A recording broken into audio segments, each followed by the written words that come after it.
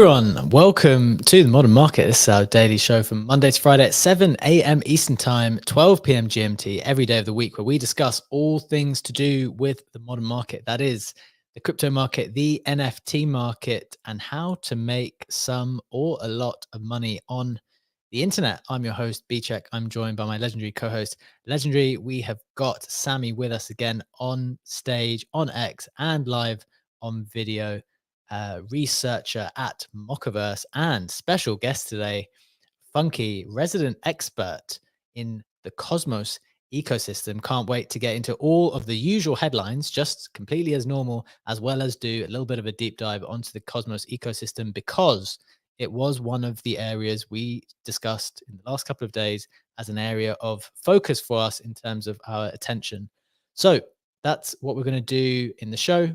We're going to get to it in just a moment. But just before we do that, a reminder, friends, that nothing that we say here is financial advice. This modern market is exceptionally risky. We do not know anything for sure. So please do proceed with caution and exercise some of your own judgment. With that out of the way, Legendary, how are you doing this Friday, the 16th of October? GM, love it. There's four of us on video right now. Starts to feel a bit like the All In podcast. You didn't Not catch, gonna you lie. didn't catch what I just said. You didn't catch my joke. No, I didn't. I said Friday, the 16th of October. Oh, yeah, I just accepted that. We're just moving even faster in the future. Got it. After we've been in September yesterday, I just started to feel normal, I guess. If you do it once, I notice it. The second time it's getting routine, apparently. Straight to business. That's completely fine. I respect that. So yeah, I mean, I like it that there's four of us. Again, is a very, very nice vibe. Yeah, I like it. I like the full screen. Sammy, how are you doing, my friend? What's on your mind this Friday? How's your Friday looking? Yeah, it's good. TGIF. I think seeing all this OpenAI stuff is just mind-boggling. So I'm just going to try to look into that. But yeah, I think it could be revolutionary this year. So it's interesting to see. That is very interesting. The OpenAI stuff, we're going to have to touch on it at some point. Maybe we'll show it on video as well, just some of the collections. If you've got any interesting videos that you'd want me to share on video, either stick it in the comments, post a comment on YouTube as well. Try to share some other interesting outputs that people have been able to find. That would be cool to see. Funky, welcome to the stage and the video, my friend. Great to have you back with us. Second time on the show with video too. How are you doing? How is your Friday? How are things? Jim, my friends, happy Friday, everyone. And I'm exceedingly excited because it's October 16th. We're all post-rich now. Like, right. If we're no longer pre-rich, we've moved past that phase. And so here we are. And I'm grateful for the opportunity to talk about Cosmos with everybody who's listening. Love it, man. The thing that we did say though yesterday is that if we are transporting into the future and we're 6 months down the line, post-rich doesn't necessarily actually mean rich. Post-rich could mean we were rich and then lost it all. It's just what happens after we get richer. So how, do you think we're in danger of that, Funky? Based on all of the hours that you've listened in, what's the likelihood of post-rich actually being a terrible scenario for us here? I mean, aside from some kind of black swan, which we would never see coming, right? I don't think that would be the case. I mean, just the BTC inflows to the ETF alone says we're going to be in for a heck of a year. This shows no sign of slowing down. And I think all it's going to do is continue to build momentum for the entire crypto space. And so hopefully we'll be post-rich. And that's it. Post-rich. Like the sound of that. I really am enjoying, I mean, you touched on Bitcoin. We'll touch on Bitcoin a bit more. But I'm really enjoying this Kruger account that I discovered. Just so excessively bullish. Why is it so fun to just read really, really bullish stuff? Legendary, I don't know. Do you think we need to be more bullish on the timeline? Because I think one of the things we've always tried to do with the media is like present the facts, right? Like here's the information, you decide what you want. And then on the show, we can actually discuss a little bit more like, okay, this is what we think. This is where the market might go. This is the direction we think. But like in writing, I don't think I'm ever, I don't know, I need to reflect on it, but I don't think I'm ever like too concretely bullish either way. Do you think we should be more? I mean, obviously it would drive engagement. And I've been thinking about, sharing some airdrop numbers, sharing some moon math that I did, which I do in private chats. I'm like, if this airdrop that I did, or if this investment that I did reaches that kind of FTV, then I will have made that much money. But that's something to do moon math in private chats. I know it would drive engagement, but I'm kind of reluctant to do it in public, to be honest. Why? I doesn't feel right from a reputational standpoint, to be honest. Yeah, I think it's completely fair. Like, there is actually a toss up, or how would you describe it? There's a balance to strike between being open and like transparent about financial things, which people are obviously interested in because they want to know if the person that they're listening to knows what they're talking about. And transparency with respect to that is quite helpful. But then equally, it's just like, well, it's a bit invasive. And that's kind of what the blockchain is, right? On the one hand, it's hyper transparent, but then equally, it's just like, well, do you really need to know every single detail, like every dollar, everything? Because it's just a bit too invasive to know someone's exact net worth, like at all periods of time. So interesting thoughts there. But we will get into the news. Then, as I said, for people who are just joining, we're going to get into a bit of a deep dive on Celestia and the Cosmos ecosystem with Funky towards the second half of the show, because we think that will be a really interesting discussion. And we know for a fact, because we were those people who just didn't quite understand it very well, we know that lots of people will be curious to find out more. So we're going to get into all of that in just a little bit. But before we do that, let's get into the headlines, get you up to speed with the most important things that's happened in the past 24 hours. As always, it is pinned to the top in the snapshot. If you do find it brings you some value today, please do give it a like. Let's start with the crypto price action. We've got Bitcoin just consolidating, 51.8K, down 1%. ETH at 2.8, Solana at 116, Ape at 1.6. In terms of the headlines, we've got Bitwise ETF seeing the second highest day of inflows with $126 million. Huge amounts there. Hunter Horsley, I think is the CIO or the CEO of Bitwise, said $126.5 million of inflows into Bitwise Bitcoin ETF today, second largest day since launch. Pretty impressive. Number two, Bitcoin DeGods ripped from 0.3 BTC to 0.5 Bitcoin with, I think it's now 15 sales in the last 24 hours. Frank, I tried to find out what the cause of that was, and it just seems that Frank started tweeting about it, and people decided to get really, really bullish on the Bitcoin DeGods collection, which is cool for them. We do have Jack with us in a moment, so when we talk about that, maybe he'll be able to provide some extra insight. And finally, we want to focus on creator stuff on this show as well. The OpenAI stuff we have to touch on. They truly amaze with Sora. 60-second videos via text to video model. Loopify's thoughts on that was that OpenAI just changed the entire text to video AI game. The quality looks 10x better than any other platform that exists right now. And so we want to think through some of the implications there. In terms of the NFT floor prices, we've got CryptoPunks at 56.9, Bored Apes at 22.9, down a couple of percent, Mutants at 4.1, DeGods at 2.9, Captains at 4.4, Azuki's at 6.4, Penguins down a few percent at 20, Mad Lads up 9%, the big mover out of all of those collections, up 9% to 188 Solana, and Noun's winning bid was at 7 ETH. A few top sales, got CryptoPunk VR selling for 70 ETH, which is now almost $200,000. And another cool ringer, Dmitry Cherniak selling for 20. That's $56,000. Legendary, that is the price action. Those are the headlines. Before we get into it, any numbers that stand out to you there? Two numbers that are standing out. One is, as you just said, the Mad Lads pump. And the other one is the follow-up on our conversation yesterday, the pretty significant correction in the Moonbird's floor price, being down 25% and back to 1.4 ETH. Interesting. Interesting points. Any thoughts on the Mad Lads rise, Legendary, before we get into like the rest of the headlines? I think it's still the premier collection. I think it will have more airdrop exposure plus their own token.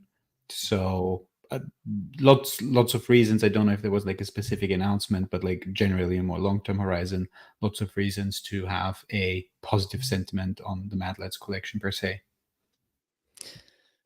Yeah, interesting. I mean, I feel like people have thought that for quite a long time about Mad Lads. Sometimes it's just, I guess they've been consolidating in that 170 region for quite some time. And sometimes there isn't a reason. I think I saw Armani tweet, I don't know, maybe we're just in a season where the founder tweets something relatively bullish and then people just go and buy a lot. I'm pretty sure there was a tweet yesterday, which I think he said that there was going to be backpack season. That was 7 hours ago. Oh, wait, backpack pre-season. So not only are we pre-rich, now we're in backpack pre-season, which is obviously before backpack season, which is before backpack post-season. So maybe it could be something to do with that. Sammy, you have a thought on the Mad Lads? Yeah, I mean, so I'm seeing a lot of timeline posting about transition from Blur to Tensor. So that could be a contributory factor. Maybe that's one that's being farmed. I've not checked it, but ultimately, if you've got a move of capital from ETH to Sol, then you're possibly going to have a bit more price action or buy pressure into that collection. But ultimately, you could end up seeing it dump as well. So I don't know. I think it'd be a rising tide would lift all ships. So it could be a number of Sol projects. I'd have to check, but that could be another contributory factor.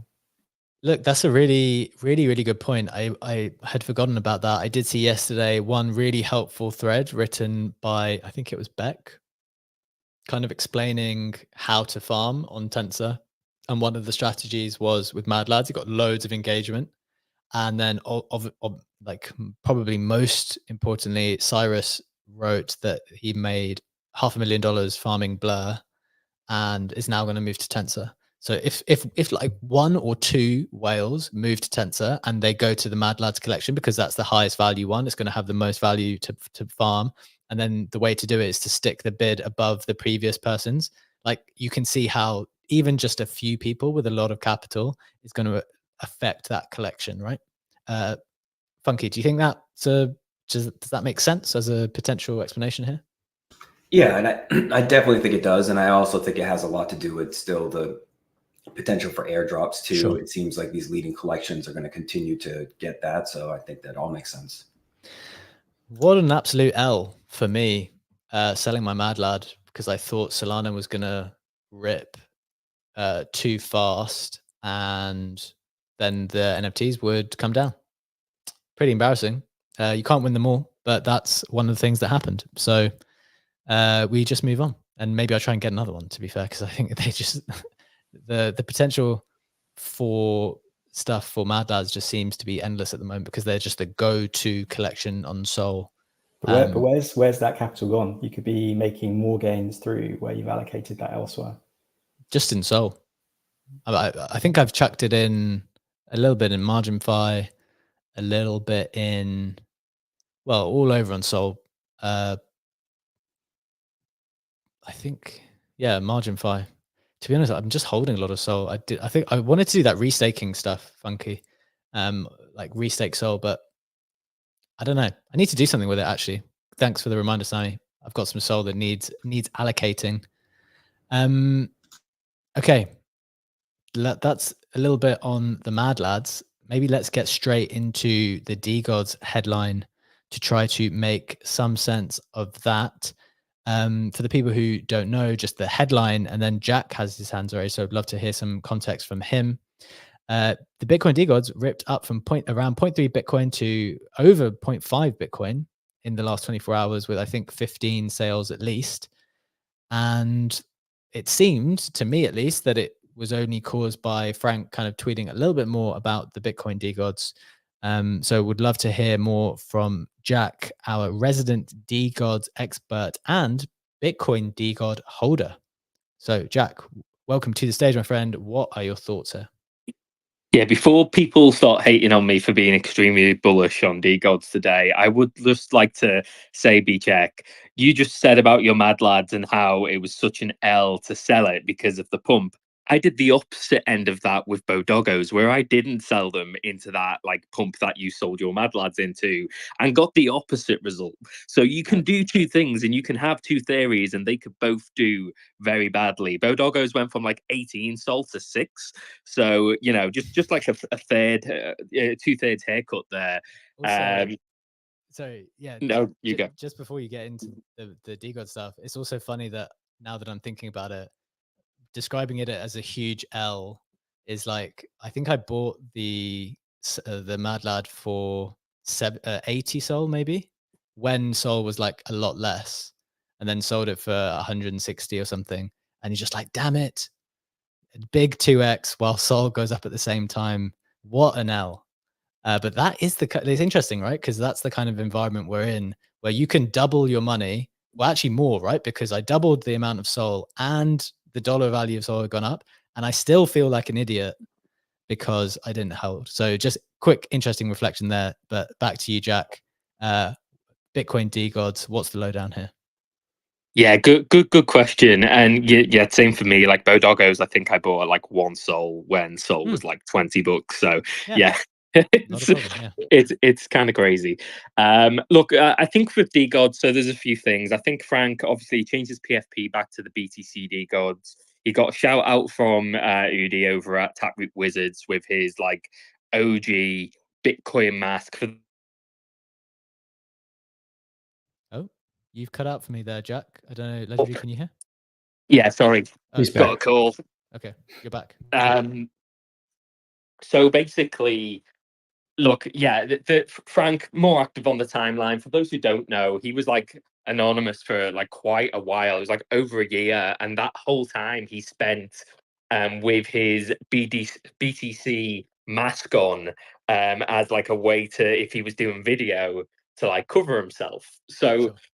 That then got like a Taproot Wizard, like a I forget what you call them, but essentially, you know, an honorary Taproot Wizard. There was all this talk about that, but then he was very active within the chats as well, and people were just talking. He has not mentioned there's anything. Actually, he's been very clear there is nothing coming.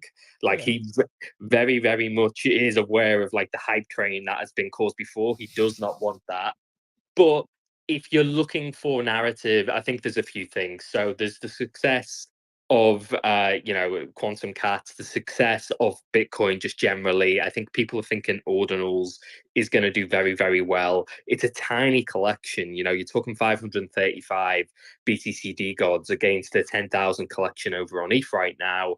And I think runes have got something to do with it as well. So for those who don't know, runes are essentially a fungible token over at Bitcoin that's you know, going to be launched or is sort of in the mix to be launched, which people believe is going to bring sort of meme tokens to Bitcoin. And if you look at the success that's happening on Sol right now, with, you know, token allocations going to these big projects with big names and an ability to hype the brand, DeGods have done quite well with that over on ETH. You know, you look at Wormhole and the token announcement there, 2.5 million views. And, you know, a huge support from the NFT ecosystem. I won't say just DeGods, but obviously that was a huge part of it. And these guys, they can be activated. So it's sort of it's a very weird selection of being on ordinals, but having those ETH, Sol, like everybody knows who DeGods are. You also have that small collection size, but a huge community across the 3 different platforms. Can I come in here, Jack? I'm just trying to understand. I can understand the kind of bullish thing for Wormhole and that for DeGods on ETH, but like, who's the marginal buyer of a Bitcoin DeGod on ordinals? Like, what's the specific? You mentioned first, like, to be clear to people, and Frank was maybe clear about it. Like, there is nothing specifically that is being done for Bitcoin DeGods. So why is someone buying into Bitcoin DeGods specifically at the moment? So yeah, I think the only thing that springs to mind is the halving's coming. I think ordinal collections just generally are going to do very, very well there.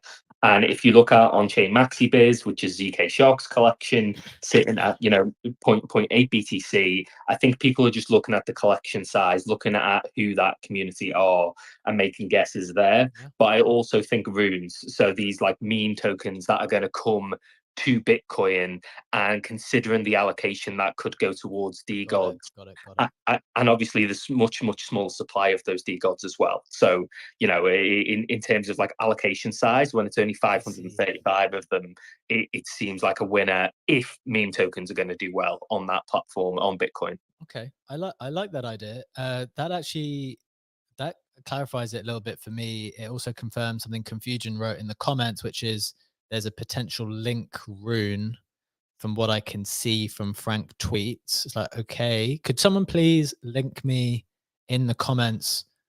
Like, what is, okay, rune are meme tokens on Bitcoin, but is that a protocol? Is it a project? Like, is it a website?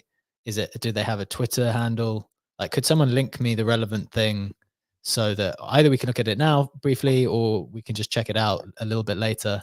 That would be very helpful. I have a YouTube B-check just very quickly, but Rune, to my understanding, is a protocol very, very similar to inscriptions, as in ordinals. So it's literally like a protocol like ordinals that basically meant we could have PFPs.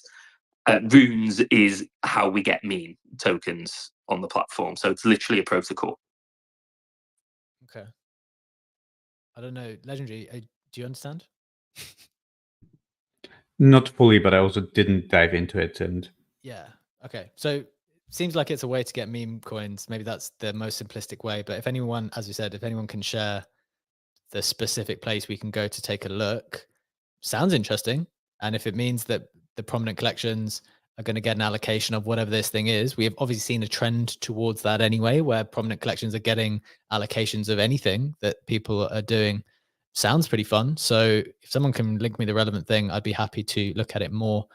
A final point from Tom in the YouTube comment said, Frank is clever and understands that the way in which tokens are obtained to the DeGods and Utes community is by them being able to bring the highest level of engagement to any partner.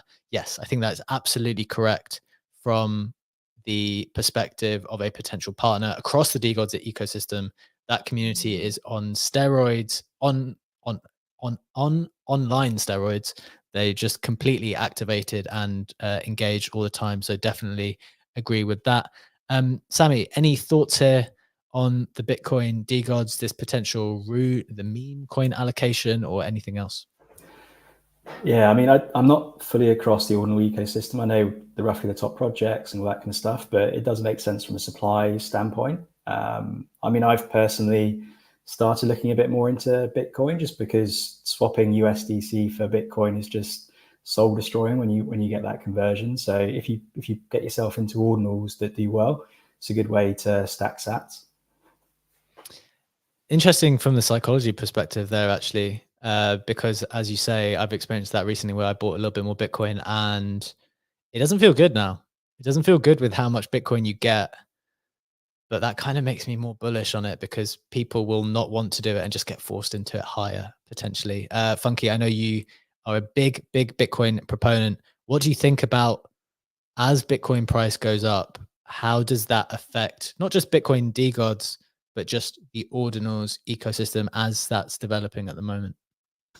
Well, I think there's a common trope that you hear in Bitcoin land about you get Bitcoin, you buy it at the price you deserve. So, whereas people who are smart and I DCA'd all through the bear market to just continue to accumulate more Bitcoin. My wife is a huge Bitcoiner. She wants us to just put every available dollar into Bitcoin compared to anything else.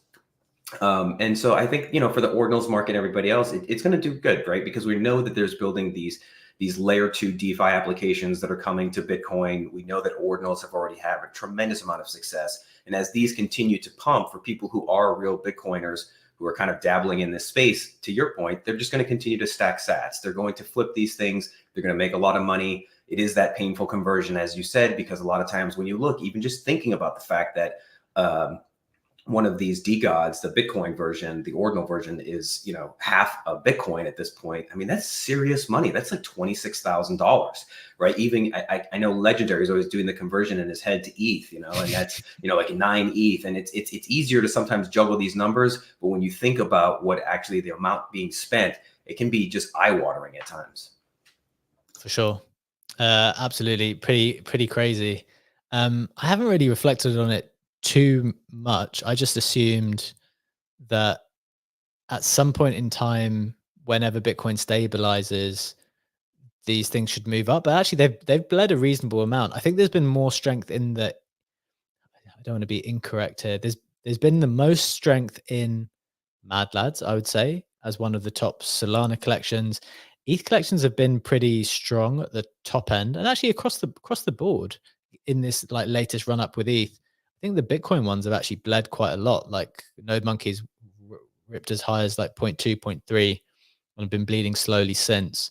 But that ordinal maxi collection, the OMB collection, is just absolutely rock solid. They just it keeps going up in the face of Bitcoin going up as well. So very interesting dynamics here. It does feel like the top collections, Legendary. Maybe just a quick reflection on this from you. Is it fair to say that the top collections, in the face of these price rises on Solana, on Bitcoin, and on ETH, the very top collections are most insulated from prices going down in that particular cryptocurrency, and the other ones are a bit more vulnerable? Have you seen more strength across the board as well? That's a very good question. I mean, without having data on that, I still would say if you see a significant movement in price that people would like to get out of the NFT collection and be in the like quote unquote hard currency. But if there's a relative difference between the top collections and others, probably, yeah, because the top collection still has the most liquidity and presumably would also have like more motives for holding it. Like we just spoke about Mad Lads, right? You have a token airdrop, you have other things to look forward to, as opposed to some rando Solana collection that just isn't in the top. So I would say that they might be a bit more protected from like price correction when the price is ripping, but that's not backed by empirical data. It's just my gut feeling and just thinking out loud. Okay. I mean, I'm just looking at all the collections here, and I think that collections have held up pretty well the last month or so since stuff's really started to move. And if anything, things have moved up in the face of it. Like Doodles have really ripped up, and Doodles is hardly considered one of the top collections, right? It was like languishing in the middle somewhere. They've been doing well. They had been building in the meantime, and so they flourished as a consequence, in spite of the price going up at the same time. So I think we're seeing a lot of strength across NFTs, frankly. That's my reading of the situation based on looking at these numbers every single day and reflecting on it now. Look, we want to do two more things in today's show. We want to touch on the OpenAI stuff, because I think it's genuinely unbelievable, and try and think through some of the implications from a creator perspective. Won't spend too long on it though. And then we want to get into this little Cosmos deep dive with Funky, who is graciously going to be explaining to us why Cosmos and Celestia and all the related chains there are such a big deal. Let's get into the AI stuff then, Legendary, briefly. We saw in the last 24 hours some pretty outrageously good text to video prompts, which were creating really amazing outputs. Here's just a couple. If anyone's got some other cool ones to share, please share it and I'll get it up on the screen as well. That's like the simplistic reading of what's happening, right? They've launched something where the text to video is unbelievably good. There's a little bit more context here from someone who understands the technicalities. They say, apparently some folks don't get data-driven physics engines. So let me clarify. Sora is an end-to-end diffusion transformer model. It inputs text, image, and outputs video pixels directly. Sora learns a physics engine implicitly in the neural parameters by gradient descent through massive amounts of videos. Sora is a learnable simulator or world model. Of course, it does not call I don't know, some technical stuff there, but it is possible that generated pairs are added as synthetic data to the training set. Getting a little bit more technical there, Legendary, but we did explain it from the basic perspective. What are your thoughts on this? And what do you think some of the implications are of this pretty mind-bending tech? I think to me the biggest thing is, and I'm going to get into the quality in a second, is if you look at the Sora announcement, you just read a part of that. But to me, the really relevant thing is by giving the model foresight of many frames at a time, we solve the challenging problem of making sure a subject stays the same, even when it goes out of view temporarily. So it does come with some sort of forward-looking memory, which is extremely impressive because it means you can have longer scenes. You can have scenes where we're looking at this woman walking in Tokyo. She could, the camera could pan, she could be like out of the picture and then focus back on her, and it would be the same person. There would be like a consistency of the character, which is absolutely incredible. Like if you've played around with Midjourney, if you've played around with other image or video generating tools, that consistency in character has been a massive, massive challenge. And it's also very much in line with other updates that we've seen by ChatGPT on the text side of things, where they're now started to roll out memory that extends across chats, so that basically ChatGPT is building a persona of you based on what you said across various chats and can use that. So this memory aspect was one of the big issues that they are solving in terms of the quality. Again, for anyone who has played around with video generation or has seen some of the videos generated by AI before, they looked like something that maybe Salvador Dali would have done as a form of art. A bit creepy, still very impressive, but this next level realism is like absolutely incredible. When I saw that video, or like the compilation of a couple of videos, one of which looks like an aerial shot over what could be a Greek city, what could be Santorini. I showed that to my girlfriend, was like, look at this footage. I would love to go there in summer. And she's been to Santorini a couple times. She was like, you want to go to Santorini? You know, I've been there. I'm like, no, this is an AI generated video. And she couldn't figure it out just by the looks of that, which to me is impressive, because even with the best, Midjourney V6 image generated prompts that we've seen before, you still had a bit of an uncanny effect. And now you have scenes in motion that at first glance look absolutely perfect. So this is fucking insane. Pretty crazy. Like, I'm going to go straight to Sammy. I think that's an amazing kind of just explanation of why this might be interesting from a tech perspective, legendary. But Sammy, as a creator, as a person who is always creating stuff, what do you think is the implications for us as people who are online all the time, creating video content, writing content? Like, how could you see this make a difference for us as individuals? I'm just shocked she doesn't have 6 fingers. Like the amount of times that I've used Midjourney or done that just to get a static photo from like text to prompt to video or photo. It's just the output's been so bad. So just seeing this is just insane. I saw like a bunch of guys that are in product talk about that as well. Like they can't get the UI, the simple product UI done from the various like AI tools at the moment. But then you see this and it's just like next level. I think from a video standpoint, you can create some pretty impressive videos. It's just like, will it solve the problems that I need? Just the more simple problems. This seems like kind of the far spectrum. I just kind of want the routine day-to-day stuff that will kind of automate a lot of my processes. So I'll play around with it and see how it goes, but it does seem like pretty insane just from the video footage. I do wonder though how much of that has been refined with like perfect inputs and all this kind of stuff. So getting a list of what those prompts are to get those outputs could be pretty useful. Can I get in here for a sec? Because they also shared the prompts, and some of them are super simple. Like the one in the art gallery just says tour of an art gallery with many beautiful works in different styles. Another one is historical footage of California during the gold rush. So it's not like they used 3 pages prompt, so that like the longest I've seen was like maybe 3 sentences long. And despite that, it looked so impressive. Yeah, pretty crazy. My key thought, and we're going to move on because we want to get into the big Cosmos deep dive in a moment. My key thought is that extracting one of the ideas from the All In podcast where they were talking about how, in general, companies will just not need as many people as they did before, because we'll be able to leverage AI in a way that allows our normal powers to become superpowers and do more. We already see all kinds of, even like the thumbnails for YouTube Legendary, for example. Like once upon a time, that would have been a really complicated thing.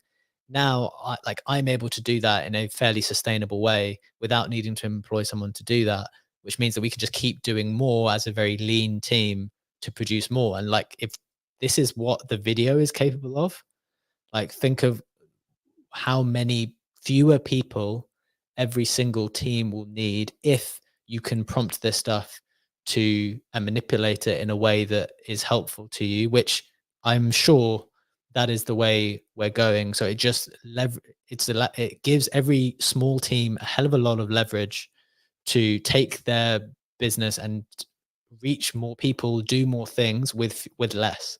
So that's the huge implication for me. And yeah, I'll definitely be playing around with it as well. Just wanted to bring that to people's attention. I know it's not strictly crypto, it's not strictly NFTs, but guys, we've got to be on top of this stuff, because I think there will be ways that it can be useful to us. Okay. Before we move on real quick, BJ, Sure. I just wanted to chime in on this just for a split second. Sure. I think that something that you just pointed out the other day for the Modern Market feed, this is immediately will have an impact for creators who are using YouTube Shorts and TikTok. If you have a 1-minute video, I mean, this is something that you could quickly spin up. Again, you don't need a whole lot of prompting, as Legendary pointed out. And then think about long-term what this, to your point, reduction in staff and using AI and everything else. I mean, what does this mean for movies? What does this mean for Hollywood? You know, think about this, extrapolate this 10 years down the road. Where does this trend lead, and how, anybody could be a movie maker now? It's really, really incredible technology. Yeah, pretty awesome. Definitely need to think through the implications. Although I do think there will be something about human provenance, just like in the same way clothes became to go mass market. Clothes were machine made, or increasingly made with the assistance of machines, but there's still a premium attached to handmade something. Whatever it is, handmade something costs more than machine made. And I think there will be some type of equivalent even when it comes to media. And so definitely want to think about that as we incorporate the AI media into, the human made media that we are literally producing ourselves. Right. Interesting stuff. If you are interested, there's, all the links are in the snapshot, which is pinned up top. I'm just going to do the Web3 news a little bit earlier today so we can get into the full discussion on Cosmos, the Cosmos ecosystem in a little bit, and what's going on with Celestia. So let's do the roundup from the snapshot, which is pinned up top first. Jeff Koons, his 125 moon phases sculptures, which each have accompanying NFTs, are en route to the moon. This was announced quite a long time ago. Pretty fun to see one of the most prominent artists in the world send some art to the moon, and for them to have corresponding NFTs. Number 2, Doodles released Creator Studio, which is a mobile-first multi-chain home base. That's pretty fun. Number 3, Magic Eden announces Mint to Earn campaign. They say Season 1 of Mint to Earn will start at the end of February with a pool of dedicated diamonds. These will be tallied and shared among Launchpad minters of select projects at the end of the season. Sounds like a kind of spending rewards program. 4, Alexander Arnault seeks to sell his CryptoPunk for 161 ETH. He's the son of the CEO of LVMH. So pretty prominent sale there, trying to go through. Next, A16Z announces final cohort of 24 early stage crypto companies in London at the Crypto Starter Accelerator. Interested to see how they build out their footprint in London. NFT lending platform Liquidium on Bitcoin crosses 200 Bitcoin in volume. That's a lot of money. NFT lending across the board seems to be doing very well. And finally, MARM's almost 2x from a 2.25 Sol mint to 4 Sol. Pretty good to see a new collection come out the gate and do go, above mint price straight away. That's the Web3 roundup, as always, from the snapshot, which is pinned up top. Now let's get into the Cosmos deep dive that we want to do with Funky. We've set this up because, number 1, yesterday we identified 2 days ago, we identified Cosmos and Celestia as one of these key attention areas that a lot of our attention is there, but we don't know even personally enough about. And we think it's something worth paying attention to. So I'm going to hand over to Legendary to kind of set it up from his perspective and maybe ask Funky the first question on this. Yeah, absolutely. I think we touched on that conversation, what some of the biggest opportunities are that we're seeing. I spoke quite a bit about Cosmos, that I find it interesting, but I didn't really dive into it apart from having Tia that I had staked. Had the pleasure of having a call with Funky in private, where I just got a chance to ask a couple more questions on that, which was extremely helpful. We also had that feedback in our Discord that Signal and some other people also said they would like to learn more about Cosmos. So we thought, hey, why not have Funky back on the show on video with us to do this deep dive, since he is our resident Cosmos expert. So we did put together a couple questions. I think the conversation or the interest in Cosmos, at least from our side, was more sparked by airdrops than anything else. But besides the airdrops, Funky, as a first question for you, why is everyone else so bullish on Cosmos? What is going on in that ecosystem? What makes it stand out beside the airdrop meta that's going on there as well? Thanks, Legendary. So just as a caveat, I want to just let everybody in the audience know, I've been in the Cosmos ecosystem for just a little over a year. And if I could sum it up with one word, it's interoperability. The way that Cosmos chains can connect to each other, here, my own company, Lucky Friday Labs, for instance, we build infrastructure. And we started off, we're Polkadot natives, and that's the same thing. Because we love interoperability. We love when chains can talk to each other. So one of the key things, a key differentiator for Cosmos tech stack is IBC. And so IBC is just inter-blockchain communication. That's really what the initialism stands for. So this relates to the Solana question, Vcheck. One of the teams in the Polkadot ecosystem, Composable Labs, they were the first ones to use an IBC channel to connect Polkadot to Cosmos. And now they're working on connecting Cosmos to Solana with the same IBC. So IBC in a nutshell is a very different kind of bridge. When you have a bridge, the risk, you guys are all aware as ETH natives, is it can be hacked.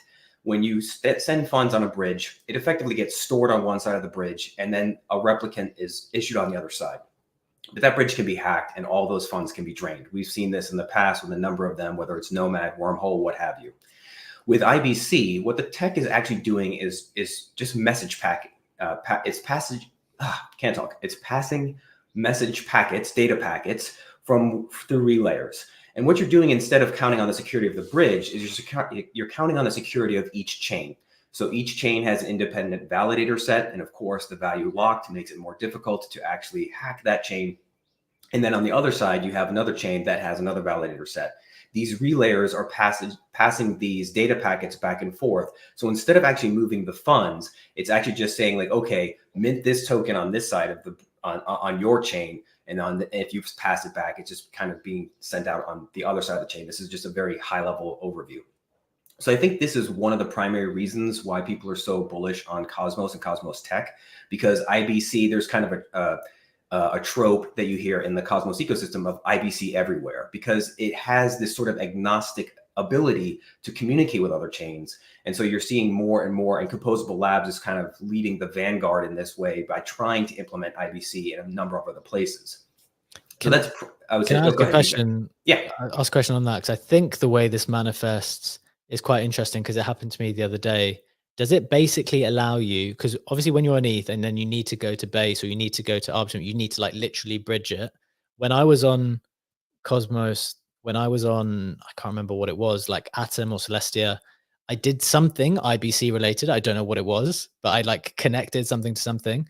And then even though my funds were on one, it seemed like I was able to use it on the other without having to specifically send it somewhere. Does that make sense, or have I misunderstood it? No, that's effectively right. So one of the most popular dApps that we're seeing right now is Squid Router, which is powered by Axelar. And Axelar is a Cosmos chain that uses that general message passing. And so what has done, Squid Router has effectively created sort of a liquidity layer on top of the tech stack that allows you to pass those tokens through this GMP technology to another chain. So, and if you're doing it now, if you're going from mainnet ETH, it takes like 16 minutes to reach consensus before it's finalized. But when you notice, if you use Squid Router between any other IBC enabled chain or even an L2, it's much, much faster because it's just a matter of quicker finality on like an L2 or quicker finality on a Cosmos chain where the average block second time is like 4 to 5 seconds. Interesting. Very, very cool. You kind of touched on it there. We started to go towards it. Maybe we'll go to one of the later questions first, because that seems to be where you're going. If people had to just understand very clearly the difference between Cosmos and ETH, and I know you've kind of touched on it, but just to clarify the key difference between ETH and Cosmos, like what do you think, how would you explain that? So with ETH, you have sort of just this monolithic chain that's very siloed. It's just one chain. It can't really shard. I mean, we're already seeing the challenges of scaling ETH. You know, this is effectively what Polkadot solved very early on because it was able to shard and do all these things because Gavin Wood was the former CTO of Ethereum, so he knew the problem. So what we're seeing with these L2s is that they're still siloed. They're just built on top. And yes, you can package those blocks and send them over later, whether it's through Optimistic or I forget the other one, but it's still riding on ETH. ZK, thank you, Ledger. But you're still effectively riding on ETH rails, and those now they're even talking about L3s needing to kind of communicate between the L2s, where IBC effectively solves all these issues. Gotcha. I think that makes a lot of sense as a high level explanation. If we maybe take a sidestep from the technical aspects and get more into the world of JPEGs and PFPs, how would you describe the NFT ecosystem on Cosmos? Like, what are the top projects there? Is it an active NFT ecosystem even? It's highly active, and one of the things I give a lot of praise to Shane and the founders of Stargaze. So Stargaze is a dedicated app chain that is built on the Cosmos SDK, and it allows for gasless swaps. So what you're seeing now is Bad Kids, right? Like they're clearly by far and away the #1 collection. It's been included in a lot of these airdrops. Bad Kids has absolutely ripped. I think the floor right now is about 155,000 stars. To convert that for you, Legendary, that's about 2.5 ETH, so about $7,000 USD. But Bad Kids is sort of the front runner in all this, but they're, you know, as a fan of Kujira Network, for instance, like there's Shrimp Club, which is a very small 420 NFT collection that has really been rising pretty quickly. That's at about $2,000 USD. And there's also Manta Squad. They're doing a lot of stuff with DeFi. So you're going to see that because of the gasless swaps, I've seen ETH natives now rocking Bad Kids, buying Bad Kids. So it's clearly captured the attention of both ETH and Solana NFT folks. And now they're kind of bringing some of that liquidity over to Stargaze. So you're seeing the volumes pick up. I mean, if you pulled up Stargaze and look at the volume of Bad Kids, it's insane how many millions of stars are trading every single day. So the volumes are very high. And I think that just speaks to how quickly Stargaze is going to continue to gain traction from people outside the ecosystem itself. What would you say is like, so in terms of someone coming in, I've always come from like ETH, this side of things. If I was to start somewhere, like where would I go to begin with? Like what tools are available? What like analytics platforms would be useful to look at? And also, I guess, where's your attention right now? Like if you've been in there for a year, you probably know the crux of how it will work. So where would you be looking specifically? For NFTs in particular, I would say Stargaze. Obviously, for DeFi, it's Kujira Network. It's my favorite. I kind of discovered this about late last September. In fact, because I had minted a collection called Plucky Penguins, and the guy who's the founder of that is on the Kujira Network team. And one of the things that he has done to incentivize the holders is you're entered into a lottery, for instance, and every week people get $50 in USK, which is the stable coin on Kujira.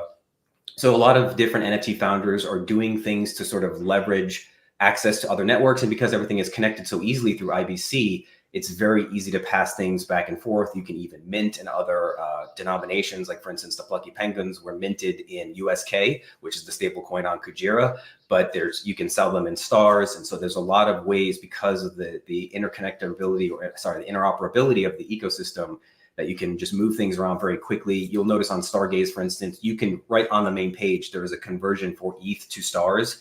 So, and that's using that same Squid router, liquidity layer through Axelar. Very interesting. Quick question. Were Plucky Penguins before or after Pudgy Penguins?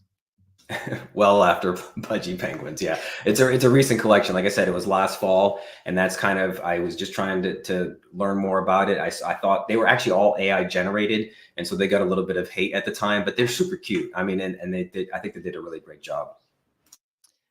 Yeah, very, very interesting. Really, really interesting stuff. I definitely wasn't aware myself that there was kind of a burgeoning ecosystem there, although you had mentioned Bad Kids to me before. So interesting to see that. Maybe one or two final questions in terms of where your attention is most, maybe away from the NFT side. What are you looking at most? You mentioned Kujira from a DeFi perspective, but like that's a network. So what are the actual apps either on Kujira or on Celestia or elsewhere that are kind of interesting you the most at the moment? Yeah, so I mean, just broadly speaking, when it comes to airdrops, obviously Celestia has captured a lot of attention. People are staking Celestia. You have the derivative Milky Way, Milktia, which apparently people are expecting an airdrop for that as well. Dimension just launched. People are staking their DYM so they can earn potential airdrops, possibly from these roll-up dApps that are going to launch on the network. When it comes to Kujira specifically, the thing I love about it as sort of a DeFi user is that it has everything on one chain. I think one of the problems with Cosmos at times is that you have these independent app chains that only do one function. Like you might have to move to one particular chain just to use a money market. You have to move to another chain to get a DEX, whereas Kujira captures all that. It has a decentralized order book in Fin. It has Ghost, which is a money market. It's my favorite thing. I lend out ETH, and it depends on network usage. I mean, I think right now I'm earning like 20% APY. So the more people borrow the asset, you get paid as the lender in the native asset. And then of course you have Pilot, which is their launch pad, which it's all completely decentralized. Anybody can effectively be their own VC. And then Pilot, as it launches projects, they airdrop to the Kuji stakers. So a lot of people don't realize that Kujira is another great way to play the airdrop game. By staking, you're going to actually capture some of those airdrops. And then the thing that really makes Kujira super unique is that they designed this thing called Orca, which allows you to liquidate collateral. So as people mint USK, the stable coin, which they can do with virtually any kind of asset, they actually put up that collateral. And as the collateral approaches liquidation, you can make bids manually. You don't need fancy, expensive bots. And this was really sort of the game changer for Kujira and really put it on the map with that Orca dApp. So there are lots of other dApps. They have their own block explorer and everything else, but it's really a complete model, and Perps as the thing that's coming soon. So I think once it has perpetual trading, it's really going to take off in a way that people don't even foresee. Really awesome thoughts. A final question, Funky. If you had to you mentioned different chains that people are kind of buying to stake. That seems to be like the beginner's entry at the moment from my perspective. Like I staked some Celestia, I got some Dimension, I staked a little bit, and I'm new to it. I'm pretty sure that's what other people's first entry into this is going to be. Like, where would you say that those two are the places that seem most appropriate at the moment if people wanted to stake? Are there like how many of these people are offering that same type of offering? You mentioned you could do the same with Kujira as well. What are your kind of top three versus how many of these kind of staking opportunities are there?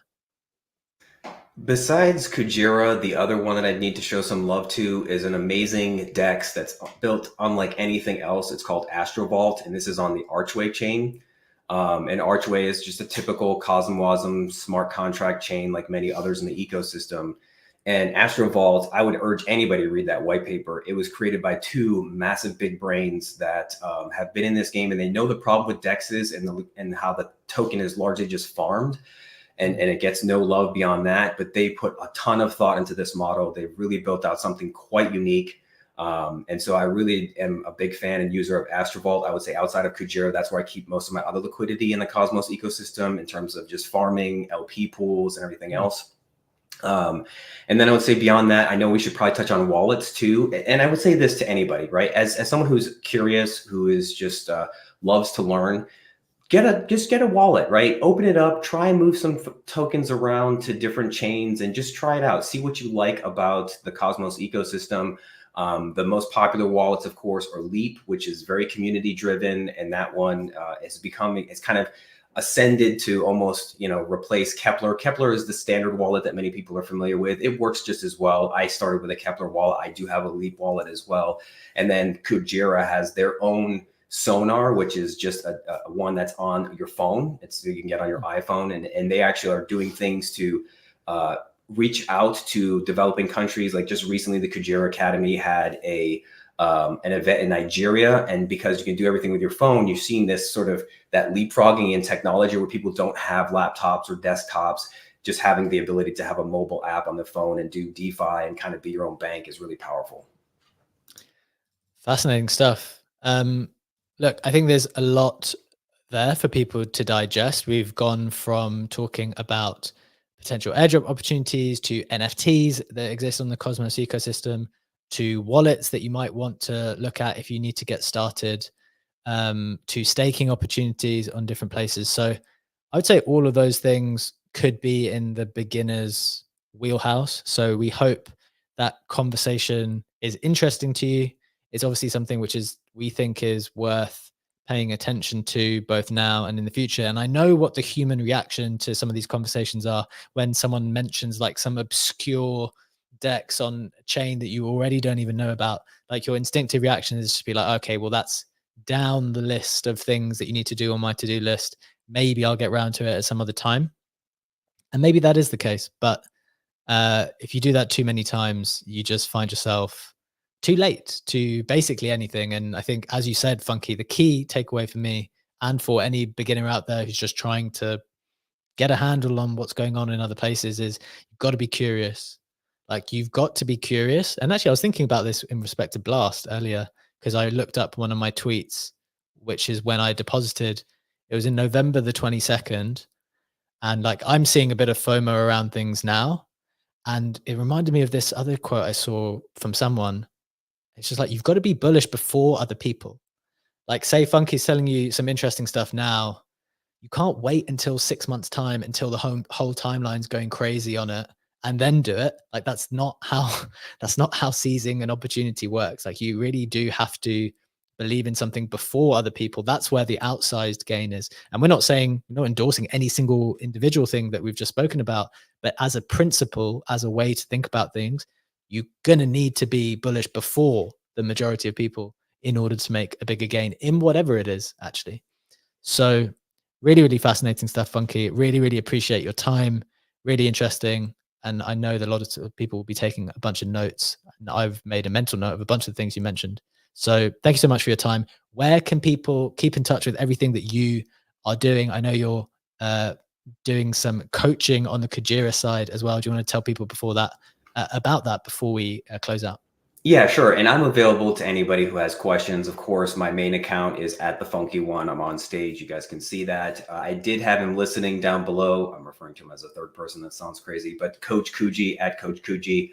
It's a new account that I just created that's dedicated to just educating people about the Kujira network and all the possibilities that you can do with this one specific chain. Either of those places, of course, I'm available. And the last thing too, because I know we've been kind of talking about it the past few days, post 35, you're no longer curious. I am 48 years old, and I shared in my comments to Sammy and to B-Check yesterday, one of my favorite Gandhi quotes that I used to keep in my classroom on a poster is this: live as if you were to die tomorrow, learn as if you were to live forever. And I'll end on that note. Thanks, B. Absolutely love it, man. If you don't follow Funky already, you really do. Not only is he our resident expert on all things Cosmos and gets a bunch of questions, but he's also just a top human being and great personal friend and friend of the show. So we really, really appreciate him. Thanks so much for joining us, guys. That is the final show of the week. We hope you enjoyed the show. We hope you enjoyed the rest of the shows this week. And we look forward to seeing you back with us on Monday. Legendary, thanks so much for co-hosting. Thank you, Sammy, for being up here with us too. Thank you, Funky, again.